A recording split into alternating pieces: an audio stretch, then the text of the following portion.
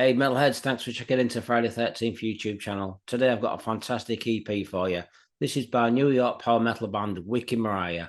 Now, Wicked Maraya from New York have released an EP called Chapters, so I'm going to review this for you. It only contains 5 songs. Now, the band were originally formed back in 1983 in New York City by vocalist Lou Falcon, with both brothers David and Michael, Iadevaio, with Dan Melsevich, and drummer Mike Nack. Now, the band released their debut album called Cycles, which is an amazing debut album released on Mausoleum Records.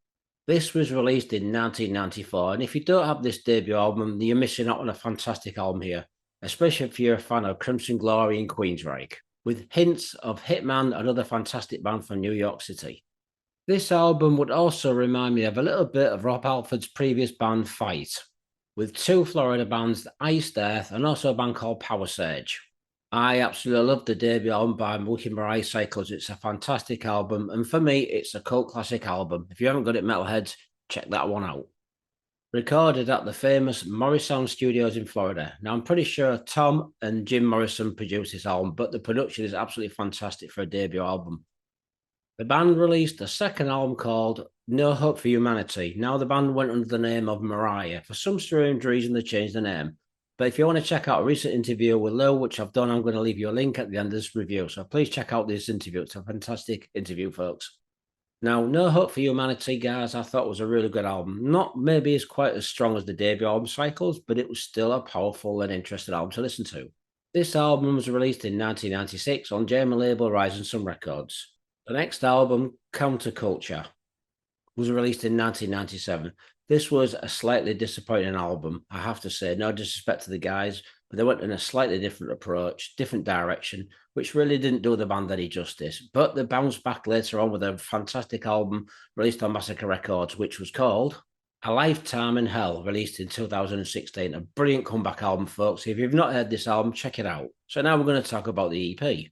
I have to put my hands up and apologise to the band for missing out on this EP. So now I'm going to take the time out to review this fantastic comeback EP. This EP would feature new drummer Rob Lario. Now, the rest of the lineup is still the same from the very beginning of the band's career, which is fantastic to see the guys are still hanging in there.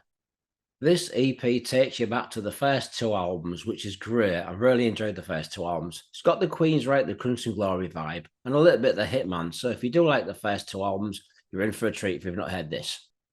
As this EP has 5 songs, each song is individually 1, 2, 3, and 4, and 5. There's no actual song titles for this EP. The overall production for this EP is fantastic. Really crisp drum sound, fantastic vocals, really cutting edge guitars. The EP was produced by Dan and John, who've done a fantastic job. It almost sounds like Jim or Tom Morrison's produced this EP, but it's a brilliant production all around. The EP in general has a really solid, powerful production. First track, Chapter 1, is a fantastic opening song. It's very Queensryche and it's very Crimson Glory. It's definitely got that Florida vibe to it, especially more directed towards Crimson Glory. Lou's vocals on this EP are absolutely fantastic. He's certainly kept his voice in top shape. It's kind of a mid-tempo, upbeat song, but towards the end of this song, it does pick up with some nice double bass drumming. A really good song for the first track on the EP. Chapter 2 is definitely an upbeat song. It's really heavy and powerful. It's a great power metal song. In places, it kind of reminds me of something that Judas Priest are currently doing. It's got that Judas Priest, Iced Earth, and Crimson Glory vibe all rolled into one. So Chapter 2 is a really good song, catchy with some great guitar playing, fantastic vocals, and a fantastic rhythm section. Chapter 3 is a little bit laid back compared to the first and second song, but it's still got a great vibe to it. It's got a really good crunchy guitar sound as well.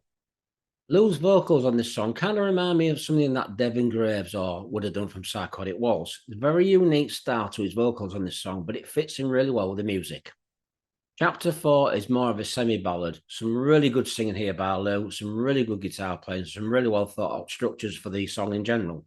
It kind of reminds me of a ballad that's something that Nevermore would do, or even Sanctuary.